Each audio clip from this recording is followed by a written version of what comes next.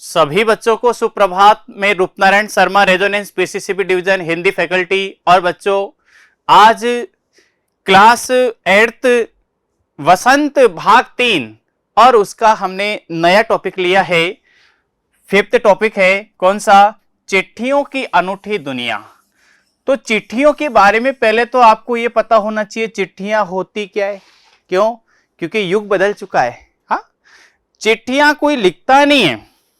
अरे जब भी किसी को कोई संदेश भेजना होता है तो फेसबुक, व्हाट्सएप, ट्विटर, इनके एसएमएस, इनके माध्यम से संदेश आज भेजे जाते हैं। लेकिन जब इंटरनेट माध्यम नहीं था, याद करो बच्चों उस जमाने को जब देश में स्वतंत्रता संग्राम चल रहे थे। पूरे भारत में सूचनाओं का आदान प्रदान हो रहा था। महात्मा गांधी, सुभाष चंद्र बोस, सरदार वल्लभ भाई पटेल, गोपाल कृष्ण गोखले, बाल गंगाधर तिलक, रविंद्रनाथ ठाकुर, सुमित्रा नंदन पंत, निराला जी, बच्चों ऐसे कई स्वतंत्रता सेनानी, साहित्यकार पत्रों के माध्यम से एक दूसरे से क्या कर रहे थे? विचारों का आदान प्रदान कर रहे थे।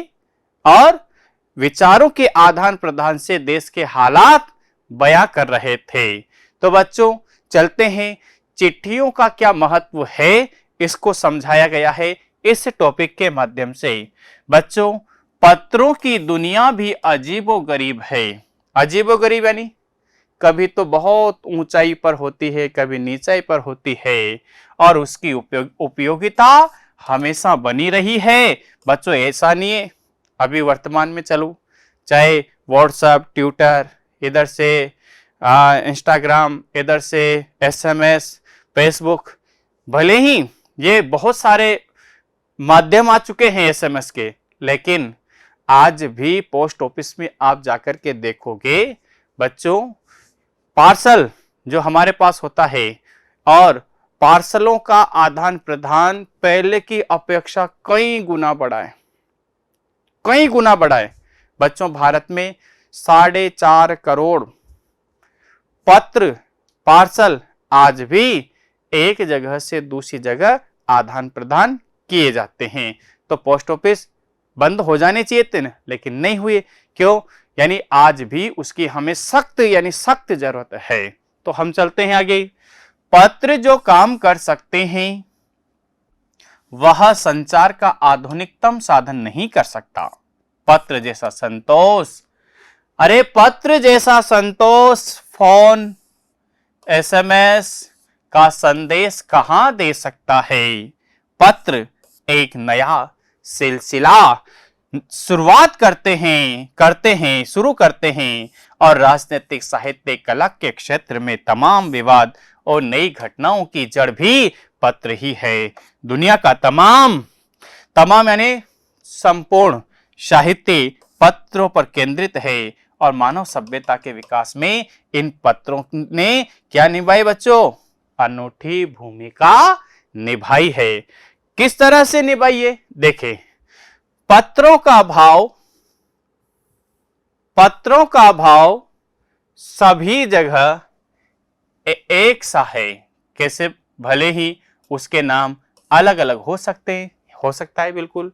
जैसे उर्दू में कहते हैं खत, गाना भी आया, ओ खत में लिखूं दिल ये करता है, बिल्कुल आया। हाँ, फिर चिट्ठी आही है चिट्ठी आही है, हो बड़े दिनों के बाद भूले सपनों को याद, वतन की मिट्टी आही है। चिट्ठी, हाँ, खत आ गया, चिट्ठी आ गया और पत्र आ गया। ये 3 शब्द से तो हम वाकिफ हैं सही। तो बच्चों, कौन सी भाषा में क्या कहते हैं? देखो आप, पत्र को उर्दू में खत कहते हैं, संस्कृत में क्या कहते हैं? पत्र, कन्नड़ में कागज कहते हैं, तेलुगु में क्या कहते हैं? उत्तरम, जाबू, और लेख तथा तमिल में कड़िद कहा जाता है। पत्र यादों को क्या है, सहेज कर रखते हैं, इनमें किसी का कोई संदेह नहीं है। हर एक की अपनी पत्र लेखन कला होती है। बिल्कुल बच्चों, पहले क्या होता था, महात्मा गांधी जी को किसी का पत्र मिला तो वो तो बहुत बड़े महापुरुष थे, तो क्या करते थे, उसको फ्रेमिंग करवा करके अपने ड्राइंग रूम में सजा करके रखते थे। जब भी कोई मेहमान आते, अरे यार गांधी जी का पत्र, अरे वाह। बच्चों, कई समय तक उन पत्रों को सहेज करके रखा गया था। और आपको बताऊं, बहुत से पत्र तो हमारे प्रतीक चिन्ह के रूप में आज भी मौजूद है। हमारे बड़े बड़े संग्रहालयों में उन पत्रों को राष्ट्रीय धरोहर का दर्जा मिला हुआ है। बच्चों, आज भी वो पत्र हमारे लिए दर्शनीय है। तो आगे चलते हैं। हर एक की अपनी पत्र लेखन कला है और हर एक के पत्र का अपना दायरा। दुनिया भर में रोज बच्चों करोड़ों पत्र एक दूसरे को तलाशते तमाम ठिकानों तक पहुंचते हैं। भारत में ही रोज बच्चों कितने 4.5 करोड़ चिट्ठियां, क्या मानते हो अभी वर्तमान में भारत में आज भी 4.5 करोड़ चिट्ठियां किसको कहते हैं? आप तो कहोगे सर पोस्ट ऑफिस में कौन जाता है? अरे क्यों नहीं जाते भाई, पोस्ट ऑफिस में तो बहुत सारे काम आज भी होते हैं। पोस्ट ऑफिस में तो कर्मचारियों की संख्या बढ़ती जा रही है, काम दिनों दिन बढ़ते जा रहे हैं। तो आज भी 4.5 करोड़ चिट्ठियां डाक में डाली जाती है, जो साबित करती है कि पत्र कितनी अहमियत रखते हैं। बच्चों, पंडित जवाहरलाल नेहरू ने 1953 में सही ही कहा था कि हजारों साल तक संचार का साधन केवल क्या रहे, हरकारे। बच्चों, हरकारे, एक गांव में एक व्यक्ति होता था, वो कहता था ढोल बजा के सुनो सुनो सुनो। हाँ, आज सभी गांव वालों को यहां पर उपस्थित होना, बिल्कुल होते थे साहब, रनर्स होते थे, यानी एक स्थान से घोड़े के माध्यम से दूसरे स्थान पर संदेश पहुंचाने वाले रनर्स भी होते थे। बच्चों, संवादिया होते थे। जैसे क्या होता था, गांव में किसी के सुख दुख हो, वह उनकी बात को सुनता और उसको अपने खर्चे पर जहां पर भी भेजते वहां पर वह जाता और उसी आवाज में जैसे रो करके कहा है तो संदेश रो करके, हंस करके कहा है तो हंस करके वो सुनाया करता था। यानी वह भाव उनके अंदर एक महसूस करवाया करता था। तो बच्चों, ये ऐसे माध्यम रहे। फिर तेज घोड़े रहे, उनके बाद पहिए आए, पर रेल और तार से भी भारी बदलाव आया। तार ने रेलों से भी तेज गति से संवाद पहुंचाने का सिलसिला शुरू किया। अब टेलीफोन, वायरलेस और आगे रेडार दुनिया बदल रहा है। पिछली शताब्दी में पत्र लेखन ने एक कला का रूप ले लिया। डाक व्यवस्था में सुधार के साथ पत्रों को सही दिशा देने के लिए विशेष प्रयास किए गए। पत्र संस्कृति विकसित करने के लिए स्कूली पाठ्यक्रम में पत्र लेखन के विषय में क्या है बच्चों, शामिल किया गया है। भारत में ही नहीं, दुनिया में कई देशों ने भी ये प्रयास चले और विश्व डाक संघ की अपनी ओर से काफी प्रयास किए गए। बच्चों, विश्व डाक संघ ने क्या प्रयास किए भारत में? देखो आप, विश्व डाक संघ की और से 16 वर्ष से कम आयु वर्ग के बच्चों के लिए पत्र लेखन प्रतियोगिता, क्या कि पत्र लेखन कंपटीशन होगा बच्चों के लिए। कौन से बच्चों के लिए? 16 साल के बच्चों के लिए। और यह सिलसिला कब शुरू किया गया? 1972 में, 1972 से शुरू किया गया। यह सही है कि खास तौर पर बड़े शहरों और महानगरों में संचार के साधनों में तेजी से विकास और अन्य कारणों से भी पत्रों की आवाजाही प्रभावित हुई है। और पर देहाती, यानी देहाती किसको कहते हैं? ग्रामीण अंचल। दुनिया में आज भी चिट्ठियों से ही चल रही है। फैक्स, ईमेल, टेलीफोन तथा मोबाइल ने चिट्ठियों की तेजी को रोका है और पर व्यापारिक डाक की संख्या लगातार क्या हो रही है बच्चों, निरंतर बढ़ती ही जा रही है। फिर आगे चलते हम कि जहां तक पत्रों का सवाल है, अगर आप बारीकी से उसकी तह यानी गहराई तक जाएंगे तो आपको ऐसा कोई नहीं मिलेगा जिसने कभी किसी को पत्र न लिखा या न लिखवाया, या पत्रों का बेसब्री से जिसने इंतजार नहीं किया है। अरे हमारे सैनिकों को, बच्चों क्या सुंदर पंक्ति लिखी है, हमारे सैनिकों को तो पत्रों का जिस उत्सुकता से इंतजार करते हैं, उनकी कोई मिसाल ही नहीं है। बच्चों आपने बॉर्डर फिल्म देखी होगी, संदेश से आते हैं, चिट्ठी आई है, बिल्कुल, बिल्कुल। तो इतने अच्छे अच्छे गीत लिखे गए चिट्ठी पत्री पर, उनकी कोई मिसाल नहीं है। एक दौर था जब लोग पत्रों का महीनों इंतजार करते थे, पर अब वह बात नहीं है। परिवहन साधनों के विकास ने दूरी बहुत घटा दी है। अरे पहले लोगों के लिए संचार का इकलौता साधन चिट्ठी ही थी, पर आज और भी साधन विकसित हो चुके हैं। आज देश में ऐसे लोगों की कमी नहीं है जो अपने पुरखों किसको कहते हैं, पुरखों यानी पूर्वजों, पुरखों यानी पूर्वजों की चिट्ठियों को सहेज सजोकर विरासत के रूप में रखे हुए हों, या फिर बड़े बड़े लेखक, अरे पत्रकारों, उद्यमी, कवि, प्रशासक, सन्यासी या किसान, इनकी पत्र रचनाएं अपने आप में अनुसंधान का विषय है। अगर आज जैसे संचार साधन होते तो पंडित जवाहरलाल नेहरू ने अपनी पुत्री इंदिरा गांधी को फोन करते, पर तब ये पिता के पत्र पुत्री के नाम नहीं लिखे जाते। अरे देश के करोड़ों लोगों को प्रेरणा देते हैं। बच्चों आपको एक बात और बता देना चाहता हूं, इंदिरा गांधी जब विदेश में पड़ी, पंडित जवाहरलाल नेहरू ने अपनी पुत्री के लिए प्रेरणास्पद सबसे ज्यादा पत्र लिखे, और उन पत्रों का एक संग्रह है जिससे भारत भर में कई लोगों को आज भी वो पत्र, जो पत्रिका है, वह सभी के लिए प्रेरणा स्रोत बना हुआ है। यानी उससे कई लोग शिक्षा लेते हैं।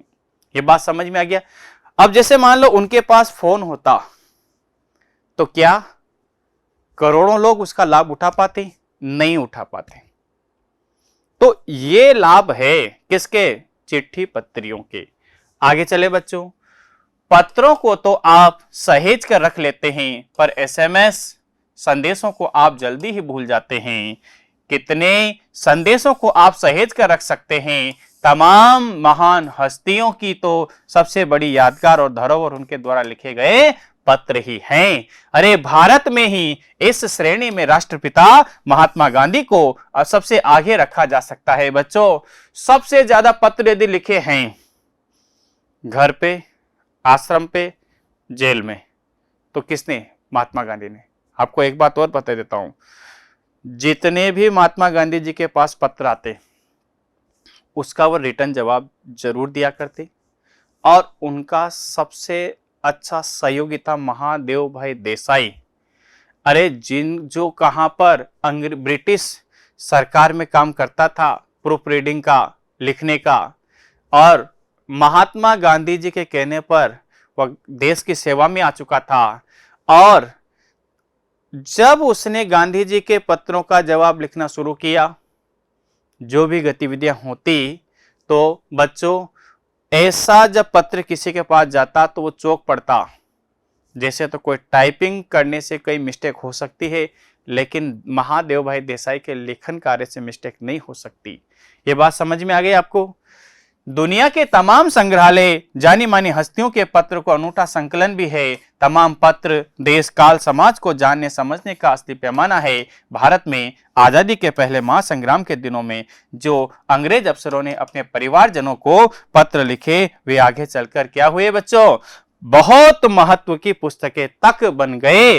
इन पत्रों ने साबित किया, क्या साबित किया? कि साबित किया कि यह संग्राम कितनी जमीनी मजबूती लिए हुए था। महात्मा गांधी जी के पास दुनिया भर से तमाम पत्र केवल महात्मा गांधी इंडिया के लिखे जाते थे और वे जहां भी रहते थे वहां तक पहुंच जाते थे। आजादी के आंदोलन में कई अन्य दिग्गज हस्तियों के भी ऐसा ही था। बच्चों, सबसे बड़ी बात क्या है? महात्मा गांधी जी के नाम किसी को पत्र लिखना है तो क्या लिखते थे कि महात्मा गांधी इंडिया, और महात्मा गांधी जी तक पत्र पहुंच जाता था।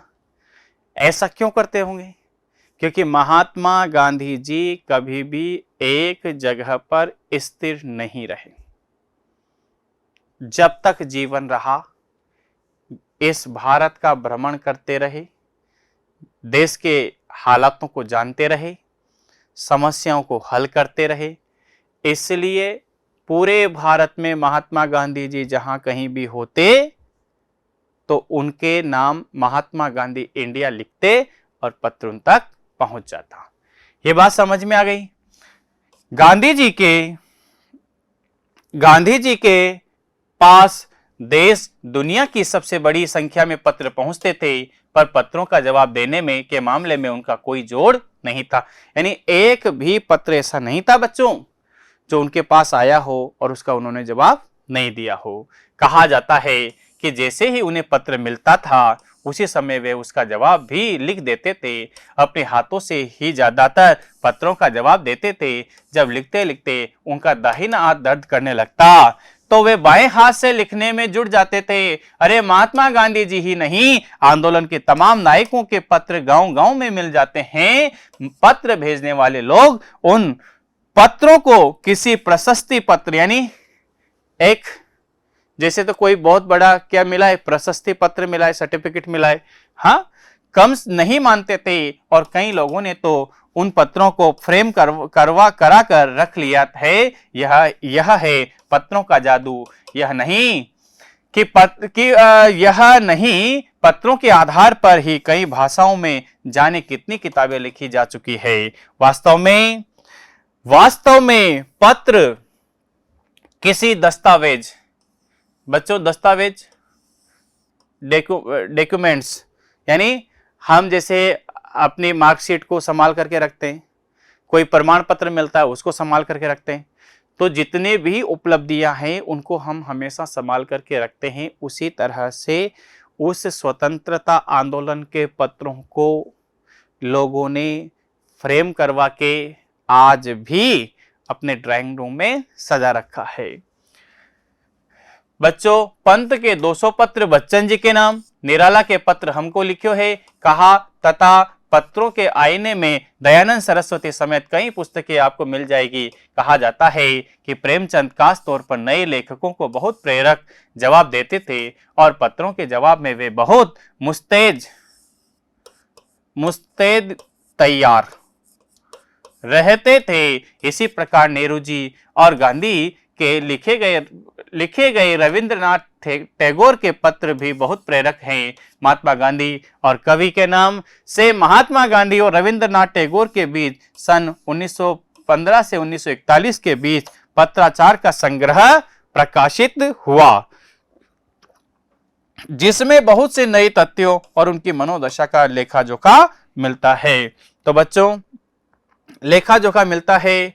फिर पत्र व्यवहार की परंपरा भारत में बहुत पुरानी है। अरे इसका असली विकास आजादी के बाद ही हुआ है। तमाम सरकारी विभागों की तुलना में सबसे ज्यादा गुडविल किसकी रही बच्चों? डाक विभाग की रही है। इसकी एक खास वजह यह भी है कि यह लोगों को जोड़ने का काम करता है। घर घर तक इसकी पहुंच है। संचार के तमाम उन्नत साधनों के बाद भी चिट्ठी पत्री की हैसियत यानी बरकरार है, यानी उसका जो अस्तित्व है आज भी बना हुआ है। अरे शहरी इलाकों के आलीशान हवेलियां हो या झोपड़पट्टियों में रह रहे लोग, दुर्गम किसको कहते हैं? जहां पर जाना कठिन हो, दुर्गम जंगलों से गिरे गांव हो या बर्फबारी के बीच जी रहे पहाड़ों के लोग, समुद्र तट पर रह रहे मछुआरे हो या फिर रेगिस्तान की ढाणियां किसको कहते हैं? छोटे छोटे गांव, 10 घर यहां पर है, 20 घर यहां पर है कच्चे, फिर 25 घर यहाँ पर, यानी छोटा से छोटे गांव को क्या कहते हैं बच्चों? ढाणी कहते हैं हम। आज भी खतों का सबसे अधिक बेसब्री से इंतजार होता है। एक दो नहीं, करोड़ों लोग खतों और अन्य सेवाओं के लिए रोज भारतीय डाक घरों के दरवाजे तक पहुंचते हैं और इसकी बहुआयामी यानी बहुत अधिक मात्रा में भूमिका नजर आ रही है। दूर देहात यानी ग्रामीण अंचल के लोग, लाखों गरीब घरों के चूल्हे मनी ऑर्डर की अर्थव्यवस्था से ही चलते हैं। गांव गरीब बस्तियों में चिट्ठियां या मनी ऑर्डर लेकर पहुंचने वाला डाकिया क्या कहलाता है बच्चों? देवदूत के रूप में देखा जाता है। तो बच्चों ये किसने लिखा? अरविंद कुमार सिंह जी ने लिखा है। चिट्ठियों की अनूठी दुनिया, यानी चिट्ठियों का एक अनोखा ही रूप है, अनोखा संसार है। जो चिट्ठियों का महत्व मैंने आपको बताया। अब आपको ये कितना समझ में आया, ये अभ्यास प्रश्नों के माध्यम से हम इसमें देखते हैं। बच्चों अभ्यास प्रश्न किसके? NCERT आपकी बुक के। पहला है, पत्र जैसा संतोष फोन या SMS का संदेश क्यों नहीं दे सकता? पत्र जैसा संतोष फोन या SMS इसलिए नहीं दे सकता क्योंकि फोन और SMS एक ऐसा माध्यम है जो खराब हो सकता है, मैसेज डिलीट हो सकता है, या और भी टेक्निकल प्रॉब्लम उसमें आ सकती है। SMS में भावनात्मक लगाव नहीं होता है, जबकि पत्र लिखने का एक ऐसा माध्यम है, सूचना का एक ऐसा माध्यम है जो खुद अपने हाथ से लिखा जाता है, उसके साथ भावनाएं जुड़ी हुई होती है और उस पत्र को ही जो अपने द्वारा लिखा गया है उसको सहेज करके हम रखते हैं। उसका मैसेज कभी भी डिलीट नहीं होता, उसमें कभी कोई इलेक्ट्रॉनिक फॉल्ट नहीं आता। बच्चों हो जाएगा।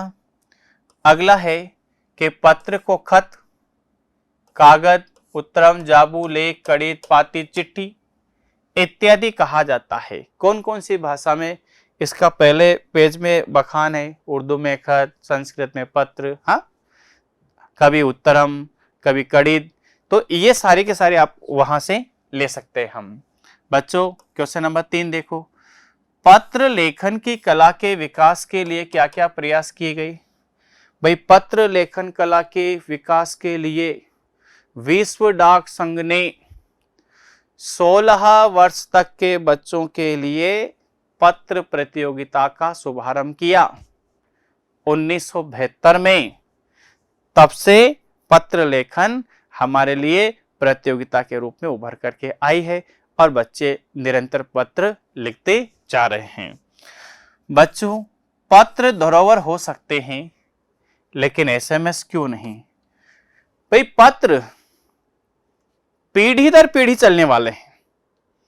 पंडित जवाहरलाल नेहरू के द्वारा अपनी पुत्री इंदिरा गांधी को लिखे गए पत्र आज भी करोड़ों लोगों को प्रेरणा स्रोत बने हुए हैं, कोई ना कोई संदेश दे रहे हैं।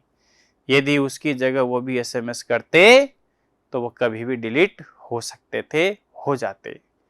इसलिए आज महात्मा गांधी जी के पत्र, पंडित जवाहरलाल नेहरू के पत्र, इधर से रविंद्रनाथ टैगोर के पत्र, बच्चन जी के पत्र, पंत जी के पत्र आज हमारी धरोहर, साहित्य की धरोहर बनी हुई है। बच्चों क्या चिट्ठियों की जगह कभी फैक्स, ईमेल, टेलीफोन, मोबाइल ले सकता है? कभी भी नहीं ले सकता। क्यों नहीं ले सकता? क्योंकि मोबाइल, मेल और फैक्स, इनमें लिखे गए पत्र क्या हो सकते हैं? डिलीट हो सकते हैं। इससे भावनात्मक लगाव नहीं जुड़ पाता है, केवल औपचारिकता निपटी है, इसके अलावा कुछ नहीं। और हम इसके माध्यम से भेजे गए पत्रों को एक न एक दिन भूल जाते हैं, लेकिन जब हाथ से पत्र लिखा जाता है तो पढ़ने वाले को भी मन की संतुष्टि होती है। अरे आंखों से आंसू छलक पड़ते हैं और लिखने वालों का भावनात्मक लगाव भी होता है। तो बच्चों ये आपको समझ में आया होगा? आया या नहीं आया?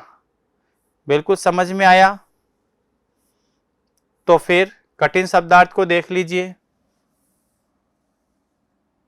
कठिन शब्दार्थ को देखें आप।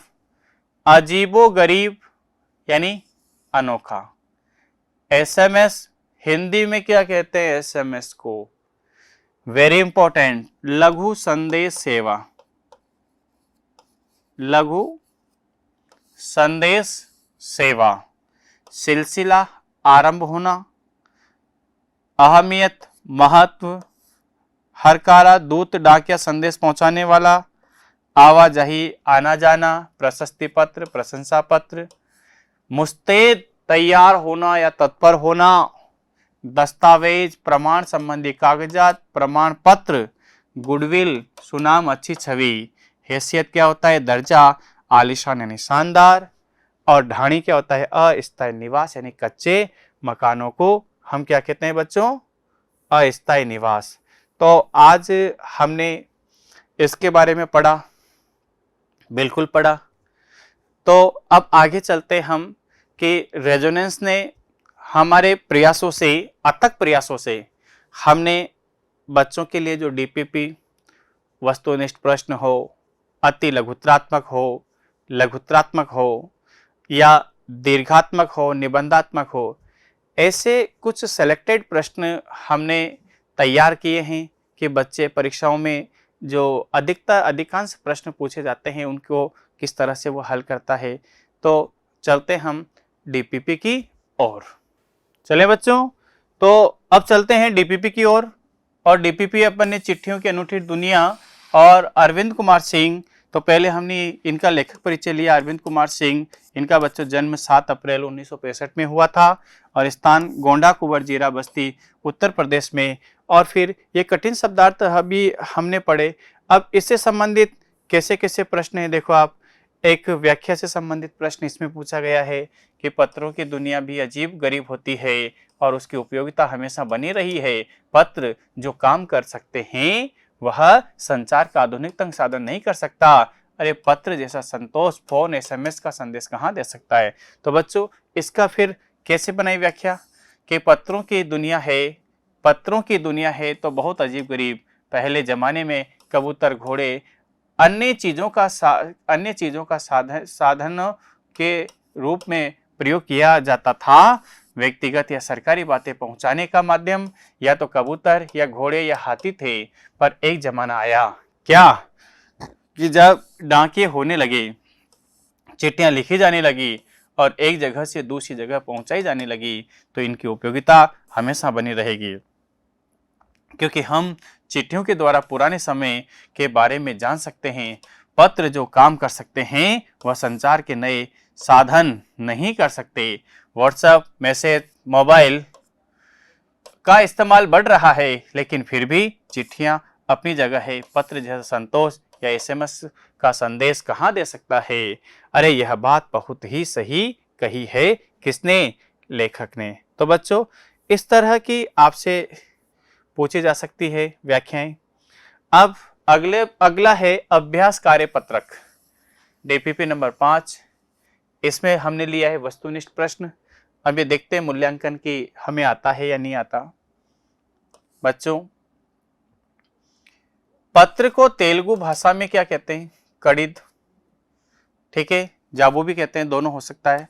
बच्चों के लिए पत्र लेखन प्रतियोगिता कब से शुरू हुई? 1972 से। नेक्स्ट, महात्मा गांधी और रविंद्रनाथ टैगोर के बीच पत्र व्यवहार का जो सिलसिला चला कब प्रकाशित हुआ? 1915 से 1941। सुमित्रा नंदन पंत ने कितने पत्र बच्चन के नाम? 200 पत्र। चिट्ठियों की अनूठी दुनिया, अरविंद कुमार सिंह इसके लेखक रहे हैं। तो आगे चले अभ्यास प्रश्नों की ओर चलते हैं बच्चों। अभ्यास प्रश्न में छोटे प्रश्न, अति लघु उत्तरीय प्रश्न। भारत में पत्रों की अहमियता का पता कैसे चलता है? हाँ, कि प्रतिदिन आज भी 4.5 करोड़ पत्र एक स्थान से दूसरे स्थान पर आते जाते हैं। इससे पता चलता है कि आज भारत में आज भी पत्रों की अहमियता है। बच्चों नेक्स्ट क्वेश्चन है 7th। वर्ष 1972 में विश्व डाक संघ ने क्या प्रारंभ किया? 16 वर्ष से कम बच्चों के लिए पत्र लेखन प्रतियोगिता का शुभारंभ किया गया, जो कि पूरे विश्व में फैला। आगे है लघुत्तरीय प्रश्न देखें। लेखक ने नेहरू, गांधी जी, इंदिरा गांधी के पत्रों के विषय में क्या टिप्पणी की? बच्चों, लेखक ने पंडित जवाहरलाल नेहरू ने जो अपनी पुत्री पढ़ाई के दौरान इंदिरा गांधी को जो पत्र भेजे, वह इतने प्रेरणास्पद थे कि आज भी वह पत्र एक पुस्तक के रूप में प्रकाशित होकर करोड़ों लोगों को प्रेरणा दे रहे हैं, करोड़ों लोगों की प्रेरणा स्रोत बने हुए हैं। आगे चलें। महात्मा गांधी तथा आजादी के अन्य बड़े नेताओं के नाम आने वाले पत्रों की क्या विशेषता थी? बच्चों, उनका महात्मा गांधी या और कई बड़े नेता थे, उनके नाम जब पत्र लिखा जाता था तो उसके पीछे इंडिया शब्द लिखते थे, क्योंकि किसी के भी कोई एक निश्चित स्थान नहीं था रहने का। वो पूरे भारत का भ्रमण करते थे और वह पत्र इंडिया लिखने से भारत में कहीं पर भी महात्मा गांधी जी या कोई महापुरुष हो तो उनको पत्र मिल जाया करता था। क्वेश्चन नंबर 10, पत्र दस्तावेज से कम नहीं होते। बच्चों, कि जिस तरह से हम अपने डॉक्यूमेंट्स, दस्तावेजों को, प्रमाण पत्रों को जिंदगी भर सहेज करके रखते हैं, उसी तरह से महापुरुषों के लिखे गए पत्र आज भी लोग अपने ड्राइंग रूम में फ्रेम बना करके उनको सजा करके रखते हैं, जिससे उन्हें पुराने जमाने की महान लोगों की महानता आज भी याद रहती है। बच्चों, पत्र लिखते समय हमें किन भावनाओं और संवेदनाओं को ध्यान में रखना होता है? बच्चों, पत्र लिखते समय हमें ये याद रखना होता है कि हम जो पत्र लिख रहे हैं, क्या वह करुणा से है या शुभकामना है या शोक संदेश है या कोई न कोई समस्या से संबंधित है। तो जब वह उस पत्र को जो भी प्रेषित है, पत्र को पढ़ने वाला है, वह उसी भाव को महसूस करता है और ये हमें एक भावनात्मक लगाव से हमें जोड़े रहता है। तो बच्चों, आज हमने चिट्ठियों की अनूठी दुनिया पढ़ा। ऐसा विश्वास है कि आपको बहुत समझ में आया होगा और हमने डीपीपी, उनके कठिन शब्दार्थ, व्याख्याएं, लेखक का परिचय, इतना बहुत कुछ पढ़ने को हमें मिला। तो आज इसी आशा और विश्वास के साथ आज इस टॉपिक को यहीं पर हम विराम देते हैं। सभी बच्चों को बहुत बहुत धन्यवाद। आपके उज्जवल भविष्य की मैं कामना करता हूं। धन्यवाद बच्चों।